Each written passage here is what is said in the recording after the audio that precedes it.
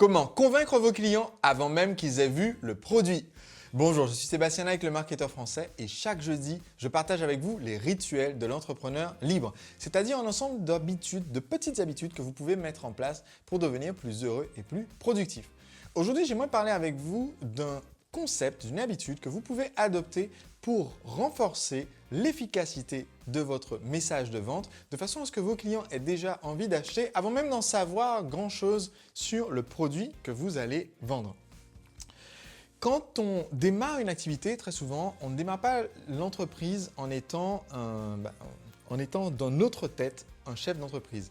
Il est fort probable, pour la plupart de mes clients c'est le cas, que vous démarrez votre activité parce que vous avez un savoir-faire, vous avez une certaine expertise dans un domaine précis et vous voulez exercer dans votre domaine d'expertise. Et bien du coup, du point de vue d'un auteur du nom de Michael Gerber, auteur d'un excellent livre qui s'appelle E-Myth, que j'ai déjà chroniqué dans une de mes précédentes vidéos, vous trouverez le lien là-dessous. Eh bien, du point de vue de Michael Gerber, du coup, au moment où vous créez votre entreprise, vous avez tendance à ne pas être l'entrepreneur qui pense de façon stratégique, mais vous êtes plutôt le technicien dans votre activité. Autrement dit, vous êtes celui qui pense d'abord à l'exécution correcte du service et à la fabrication correcte du produit. Du coup, quand vous communiquez avec vos clients, vous avez tendance à leur parler de votre produit ou service en tant que technicien. Et le résultat, quand vous êtes un technicien et que vous parlez aux clients, c'est que la majorité des clients sont un petit peu perdus, premièrement, parce qu'ils n'ont pas le jargon de votre métier, parce qu'ils ne comprennent pas forcément de quoi vous parlez. À titre d'exemple, si vous êtes une agence publicitaire, eh bien vous avez peut-être un peu tendance sur votre site à proposer à vos clients des forfaits de marketing au PPC, des forfaits de SEM où vous allez optimiser leur CTR afin de faire descendre leur CPL. Seulement, quand le client arrive sur le site, Monsieur Tout-le-Monde, entrepreneur, boulanger, eh bien, il ne comprend rien et il s'en va. Ça, c'est le premier écueil dans lequel on tombe quand on parle en tant que technicien. Le deuxième écueil, c'est que même quand vous parlez à un public de connaisseurs, et je vais prendre l'exemple de mon client David G, que vous connaissez peut-être si vous regardez cette vidéo aujourd'hui, et qui a une entreprise de formation pour les orthophonistes, eh bien, quand vous faites un DVD de formation pour des orthophonistes pour leur expliquer comment on gère la déglutition chez les malades atteints de maladies neurodégénératives, eh bien, la personne qui regarde votre vidéo sur Internet ou qui lit la page qui décrit le DVD est lui-même un professionnel, donc il maîtrise le jargon. Quoique, dans certains cas, il maîtrise moins le jargon que ce que vous pensez, mais on peut partir du principe qu'il maîtrise le jargon, donc que ça ne va pas le faire fuir. Par contre, votre message de vente va manquer de pouvoir de persuasion si vous lui avez parlé en technicien. C'est-à-dire que vous n'avez pas créé un désir immédiat de passer à l'achat parce que vous ne lui faites pas ressentir que le produit ou service qui va être vendu va résoudre un problème qu'il a un désir ardent de résoudre maintenant. Donc, si on ne peut pas parler aux clients en tant que technicien, comment faut-il leur parler? Eh bien, on va leur parler en tant que conseiller de confiance. Et un conseiller de confiance, un ami, va parler au client en lui parlant d'abord du changement qu'il peut avoir dans sa vie. C'est-à-dire qu'au lieu d'essayer de le convaincre qu'il lui faut tant de mégahertz, de gigabits, de CPL ou de PPC, le conseiller de confiance, l'ami, va lui parler de ce qui pourrait être différent dans sa vie s'il adoptait une méthode différente, s'il faisait autrement. Et pour cela, on utilise la fameuse méthode FAB. La méthode FAB, c'est un acronyme, permet en fait de transformer la description de votre produit en un message de vente qui va être attrayant pour le client. Comment est-ce qu'on exécute cette méthode FAB? Eh bien, vous prenez, moi je prends un document sous la forme de 3 colonnes, je prends un document Word, je le mets en paysage, je fais 3 colonnes pour avoir de la place pour écrire. Et dans la première colonne, j'écris en titre le F comme fonctionnalité. Donc, c'est la première partie de la méthode. Et je passe en revue mon produit et je liste toutes ses fonctionnalités.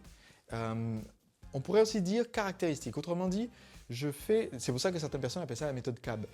Je fais en fait le listing de la description concrète de l'objet ou du service qui sera rendu en me disant si je devais le décrire de façon à ce qu'un de mes employés soit capable de le recréer de la façon la plus proche possible, qu'est-ce que je dirais? Donc si je fais de la formation, je vais dire qu'il y a tant de modules, les modules sont en vidéo, ils sont sur un site privé, le site privé est accessible 24 h sur 24, par un mot de passe, les modules, voici ce que je vais raconter dans chaque module, donc voici le plan, il y a des PDF, il y a des audios, les audios sont téléchargeables, il y a une communauté Facebook, bref, je liste en fait le descriptif concret et tangible de la chose.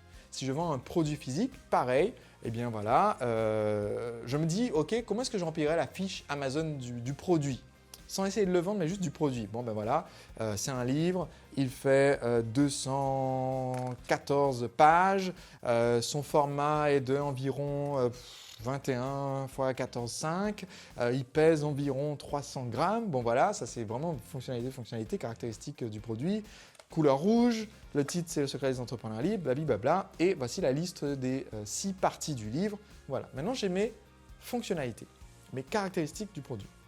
Deuxième partie, je vais prendre cette description qui sert de matière première mais qui est ennuyeuse à mourir pour le prospect. Je vais prendre cette première partie et je vais transposer chacune de ces caractéristiques, de ces fonctionnalités dans la deuxième colonne. Et dans la deuxième colonne, je vais décrire les avantages. Les avantages d'utiliser, enfin d'avoir choisi cela comme caractéristique. J'explique un petit peu. Au moment où vous avez créé le produit ou conçu votre service, il y a bien une raison pour laquelle vous avez décidé que vous alliez livrer en 48 heures et pas en une semaine, par exemple. Il y a bien une raison pour laquelle vous avez décidé que votre coaching se ferait en session de 1 heure et pas en session de 15 minutes. Il y a bien une raison pour laquelle vous avez décidé que les bijoux que vous vendez à vos clients vont être sertis en argent 950 et pas en une matière moins noble. Donc, je convertis toutes mes fonctionnalités en avantages en répondant à la question « Qu'est-ce que ça apporte au client ?» Et donc, je finis la phrase suivante. Je me dis pour chaque caractéristique du produit, par exemple, pour mon livre, j'ai des vidéos complémentaires qui sont complémentaires au chapitre où je dis « Allez sur le site privé voir une vidéo ». Bon, c'est une caractéristique. Si je dis juste ça, en fait, tout le monde s'en moque complètement. Donc, je me dis « Quel est l'avantage pour le client ?» Eh bien, je termine la phrase suivante, je me dis « ça vous permettra de ».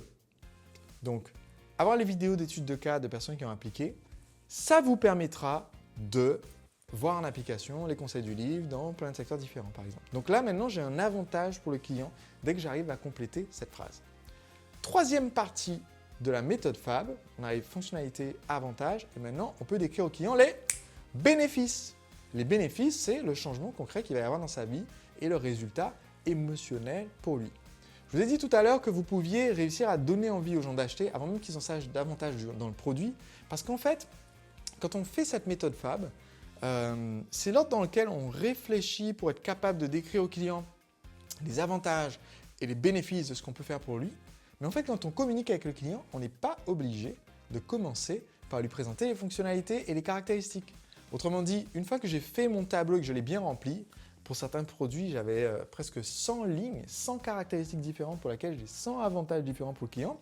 Je prends les avantages et les bénéfices les plus impactants dont le client se préoccupe le plus et je transforme ça en la clé de mon message de vente. Autrement dit, je peux créer tellement de désir en présentant ces avantages et ces bénéfices que le client sait déjà qu'il lui faut la solution, il sait déjà qu'il veut acheter avant que je sois rentré dans le détail technique du produit.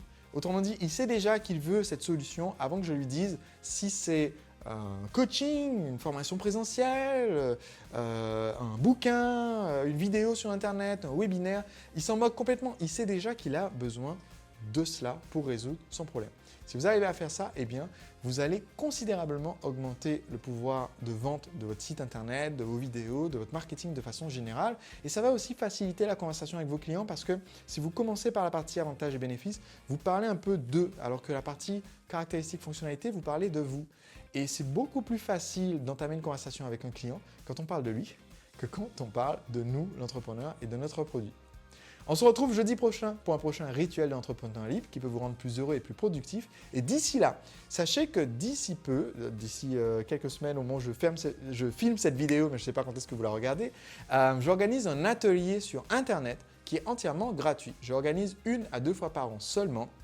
L'année dernière, plus de 14 000 entrepreneurs y ont participé. Et en fait, pendant 2 semaines, je vous aide à implémenter tous mes conseils marketing dans votre entreprise. C'est pour ça que je suis présent en direct quasiment tous les jours pendant ces 2 semaines pour vous conseiller et pour vous aider à appliquer mes conseils. C'est une occasion inouïe d'avoir la réponse à vos questions et de comprendre comment décliner mes méthodes de marketing bienveillant dans votre activité. Pour vous inscrire, il vous suffit de suivre les instructions ci-dessous. Encore une fois, c'est entièrement gratuit. L'année dernière, j'ai répondu à plus de 3000 questions personnellement et mon équipe m'a aidé à répondre encore à davantage de questions. Et cette année, ça promet d'être encore un événement inoubliable. Donc, pensez à valider votre inscription dès que vous avez terminé cette vidéo. Et si vous n'avez pas lu mon livre « Le secret des entrepreneurs libres », sachez que je l'offre en ce moment avec une offre exceptionnelle, de nombreux bonus en plus de votre lecture du livre. Tous les détails sont aussi en dessous de cette vidéo. Je vous retrouve jeudi prochain. À très vite. Aujourd'hui, j'aimerais partager avec vous une habitude qui peut décupler le succès de votre entreprise ainsi que votre productivité et qui en plus va vous créer du temps libre supplémentaire. Cette habitude, c'est